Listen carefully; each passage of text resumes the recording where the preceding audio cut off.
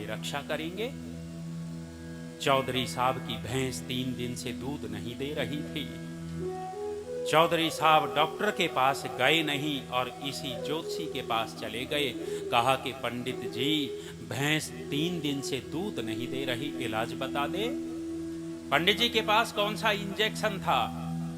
एक धागा लिया, 2-4 गांठें बांधी और धागा लेकर के गांठ बांध करके चौधरी को दिया कि चौधरी, भैंस के सींग पर बांध देना, भैंस दूध दे देगी। चौधरी ने 5 रुपए दिए, जेब में धागा डाला, पंडित के घर से निकल ही रहा था कि एक और बात याद आ गई।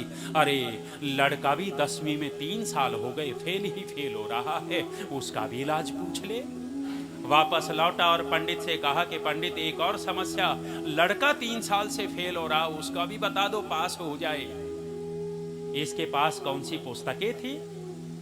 ये कौन से वो क्वेश्चन लिए बैठा था कि ये आएंगे परीक्षा में, दे देना, पास हो जाएगा। एक और धागा लिया, 2-4 गांठें लगाई और दे दिया कि कहा चौधरी, लड़के के गले में बांध देना, लड़का पास हो जाएगा।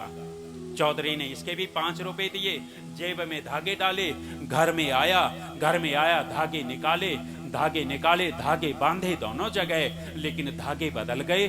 भैंस वाला धागा लड़के के गले में बांध दिया और लड़के वाला धागा भैंस के सींग पर बांध दिया।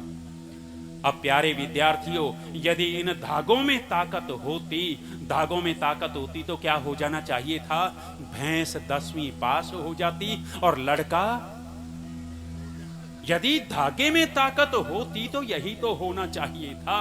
आप लोगों को ऐसे बहकाते हैं, ऐसे मूर्ख बनाते हैं ये लोग। कहा, ए जीवात्मा, तू अपना विस्तार अपने आप कर, दूसरों के भरोसे होकर के मत बैठ।